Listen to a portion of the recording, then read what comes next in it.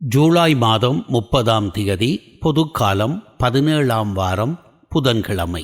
முதல் வாசகம். விடுதலை பயண நூலிலிருந்து வாசகம். அதிகாரம் 34, இறை வார்த்தைகள் 29 முதல் 35 முடிய. மோசே சீனாய் மலையிலிருந்து இறங்கி செல்கையில் உடன்படிக்கை பலகைகள் இரண்டையும் தம் கைகளில் தாங்கிக் கொண்டிருந்தார். மோசே கடவுளோடு பேசியதால் அவர் முகத்தோற்றம் ஒளிமயமாயிருந்தது. ஆனால் மோசே அதை அறியவில்லை. ஆரோனும் இஸ்ரேல் மக்கள் அனைவரும் மோசேயை பார்த்தபோது அவர் முகத்தோற்றம் ஒளிமயமாயிருந்ததைக் கண்டு அவரை அணுகிச் செல்ல அஞ்சினர். ஆனால் மோசே அவர்களை கூப்பிட்டார்.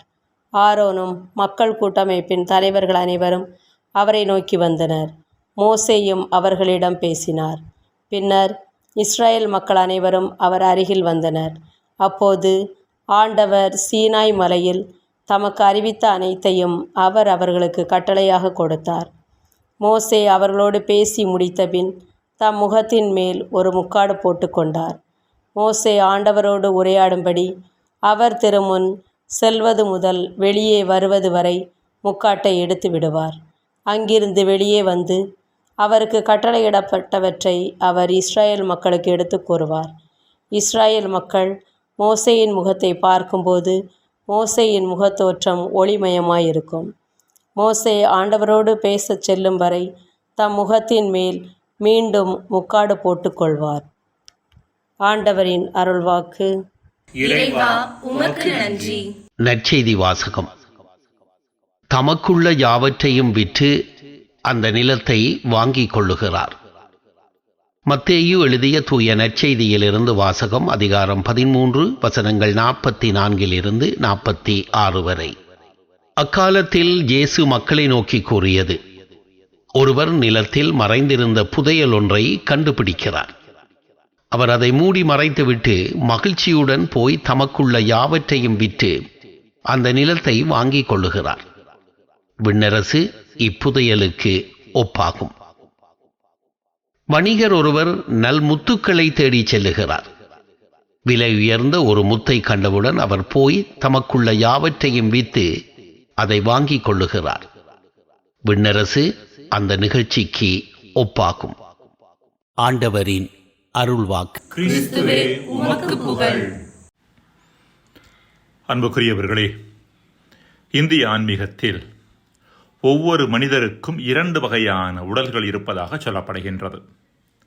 ஒன்று சதை உடல், பிசிக்கல் பாடி. இன்னொன்று ஆற்றல் உடல், எனர்ஜி பாடி. சதை உடல் என்பது கண்ணால் பார்க்கக்கூடிய, தொட்டு உணரக்கூடிய ஒன்றாக இருக்கிறது. வழக்கமாக நாம் நமது பேச்சு வழக்கில் உடல் என்று சொல்வது இதைத்தான். சதை உடலோடு இயைந்து அதை சுற்றி கவசம் போல இருப்பது ஆற்றல் உடல். ஆற்றல் உடலானது காற்று உடல், பிராணிக் பாடி, ஒளி உடல், லைட் பாடி மற்றும் பொன் உடல், கோல்டன் பாடி என்று மேலும் 3 பிரிவுகளாக பிரிக்கப்படுகின்றது. புனிதர்களது படங்களை பார்க்கின்ற பொழுது அவர்களது தரையை சுற்றி ஒரு ஒளிவட்டம் இருப்பதை நாம் பார்த்திருப்போம். ஆற்றல் உடலின் வெளிப்பாடே ஒளிவட்டம். நமது ஆற்றல் உடல் ஓர் உயர்நிலையை அடைகின்ற பொழுது முகமும் சரி, ஒட்டுமொத்த உடலும் பிரகாசமாக மாற ஆரம்பிக்கின்றது. இன்றைய அறிவியலின் கருத்துப்படி ஆற்றல் உடல் என்பது நம் நரம்பு மண்டலத்திலிருந்து புறப்படும் மின்காந்த அலைகளேயன்றி, எலக்ட்ரோ மேக்னடிக் வேவ்ஸ், வேறு எதுவும் அல்ல. ஆற்றல் உடலை கிர்லியன் கேமரா போன்ற நவீன கேமராக்களின் உதவியோடு புகைப்படம் எடுக்க முடியும். ஆற்றல் உடலின் வீச்சும் தன்மையும் ஒரு மனிதரது ஆளுமை தன்மை, ஆன்மீக ஆழம், கடவுளோடு உடனான உறவு ஆகியவற்றோடு தொடர்புடையது. மோசேயின் முகம் ஒளிமயமாக இருந்தது என்று முதல் வாசகத்தில் நாம் மீண்டும் மீண்டும் வாசிக்கின்றோம். இறைவனோடு உடனான உறவில் ஒரு மனிதர் ஆழமாக செல்லுகின்ற பொழுது அவர் இறைவனது ஆற்றலால் நிரப்பப்படுகின்றார். இந்த ஆற்றல் ஒளியாக ஒருவரை சூழ்ந்து நிற்க ஆரம்பிக்கின்றது. மோசேயும் இதே ஆற்றலால் நிரப்பப்பட்டவராக திகழ்ந்தார். மோசே கடவுளோடு உடனான உறவின் உச்சத்திற்கு சென்றார் என்பதனுடைய வெளிப்பாடே அவரது முகத்தில் வீசிய ஒளி. அமெரிக்காவின் பென்சில்வேனியா பல்கலைக்கழகத்தின் பேராசிரியரான ஆண்ட்ரூ நியூபர்க் என்பவர் சில ஆண்டுகளுக்கு முன்பு how God changes your brain என்ற புத்தகத்தை வெளியிட்டார். அதில் கடவுள் நம்பிக்கை, இறை அனுபவம் முதலியவை மூளை சலவையால் நடைபெறுகின்ற காரியங்கள் அல்ல, மாறாக அவை நரம்பு மண்டலத்தோடு நெருங்கிய தொடர்புடையவை என்பதை பல ஆய்வுகள் மூலம் நிரூபித்திருக்கின்றார். அதாவது நமது நரம்பு மண்டலத்திற்கும் ஆன்மீக அனுபவத்திற்கும் ஆழமான தொடர்பு உண்டு என்பதை அவர் சுட்டிக்காட்டும் பாடம். இதன் அடிப்படையில் நரம்பு இறையியல், நியூரோ தியாலஜி என்ற அறிவியல் துறையே வளர்ந்து வருகின்றது. நியூபர்க் கருத்துப்படி ஒரு மனிதர் ஆழமான இறை அனுபவத்திற்கு உட்படுகின்ற பொழுது அவரது உடலிலிருந்து புறப்படுகின்ற மின்காந்த அலைகள் ஆல்பா என்ற வகையை சார்ந்தவை. ஆல்பா மின்காந்த அலைகள் நுட்பமானவை, பிறரில் தாக்கத்தை ஏற்படுத்தக்கூடியவை. பிரபஞ்சத்தோடும் கடவுளோடும் நாம் இணைந்த நிலையில் இருக்கிறோம் என்பதனுடைய வெளிப்பாடே இந்த ஆல்பா அலைகள். மேலும் வெளியிலிருந்து வரும் எந்த எதிர்மறையான அம்சமும் நம்மை பாதிக்காமல் சமநிலையில் நம்மை இருக்கச் செய்யக்கூடிய தன்மை இந்த ஆல்பா அலைகளுக்கு உண்டு.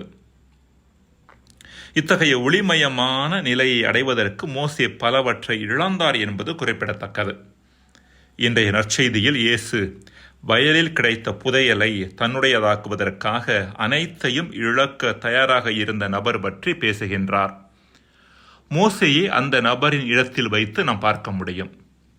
இறையுறவு என்ற புதையலை தன்னுடையதாக்குவதற்காக மோசே எத்தனையோ காரியங்களை இழந்தார். தனது அரண்மனை சுக வாழ்வை இழந்தார், சுயநல வேட்கைகளை இழந்தார், இன்ப வாழ்விற்கான தேடல்களை இழந்தார். அன்புக்குரியவர்களே, இறைவனோடு உடனான உறவு என்பது வாழ்வின் வெறும் அலங்காரம் அல்ல, மாறாக வாழ்வின் அடிநாதம் மற்றும் அடித்தளம். அது மட்டுமே வாழ்வின் நிறைவையும் நிம்மதியையும் நமக்கு கொடுக்கும். இதை புரிந்து கொண்டோம் என்றால் இறைவனோடு உடனான உறவை கட்டி எழுப்புவதற்கு எவையெல்லாம் தடைகளாக இருக்கின்றனவோ அத்தனையையும் நாம் தூக்கி எறியவும் இழக்கவும் தயாராக இருப்போம். மன்றாடுவோமாக. இறைவா, நீரே எங்களது வாழ்வின் மிகச்சிறந்த புதையல் என்பதை உணர்ந்து உமக்காக எதையும் இழக்கும் வரத்தையும், எதற்காகவும் உம்மை இழக்காதிருக்கக்கூடிய வரத்தையும் எமக்கு தருவீராக. ஆமேன்.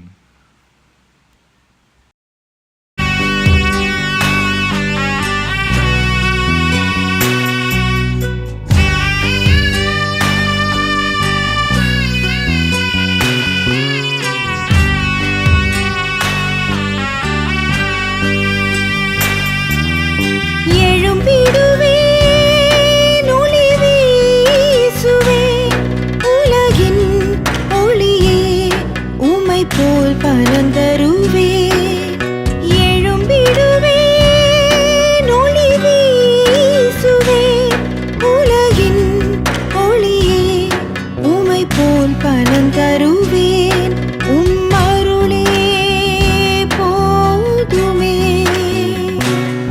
உம் கரமே தாங்குமே உதித்திடுமே மகிமை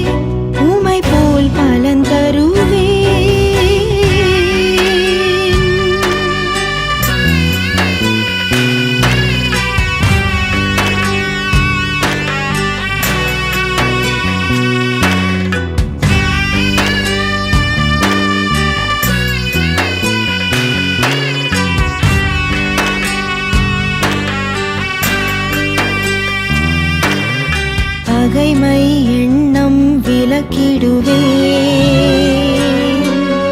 தோழமை உணர்வை வளர்த்திடுவேன். பகைமை எண்ணம் விளக்கிடுவேன். தோழமை உணர்வை வளர்த்திடுவேன்.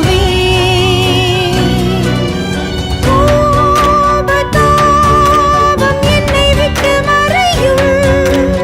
விண்ணகதாகம் என்னில் பெருகும்.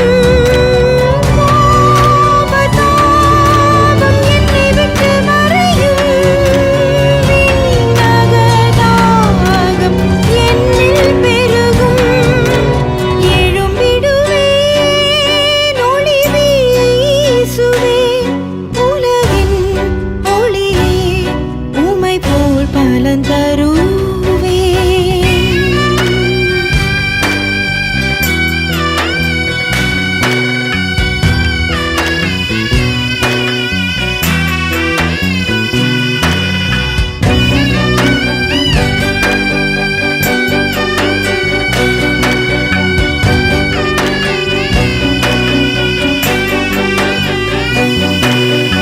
அன்பை அவனியில் விதைத்திடுவேன். அறமே சிரம் மேல் அணிந்திடுவேன்.